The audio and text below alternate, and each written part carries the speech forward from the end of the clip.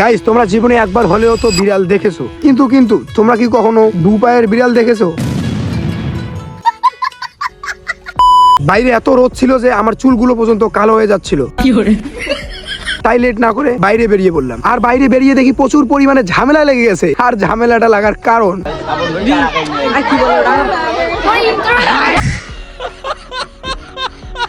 ঝামেলাতে একটু পানি ছিটাই দিয়ে চলে গেলাম রেস্টুরেন্টে খাইতে। আর আমি খাওয়াই নাই, কিন্তু খাওয়াইছে এই মানুষটা।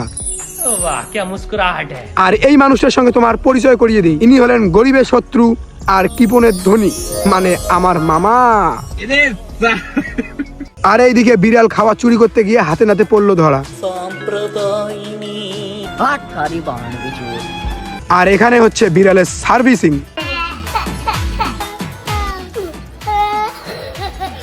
তো গাইস, আজকের ভিডিও এতটুকুই। এরকম আলতু ফালতু ব্লগ ভিডিও দেখার জন্য জুলিয়াস ব্লগকে অবশ্যই সাবস্ক্রাইব করো। Thanks for watching. Bye bye guys.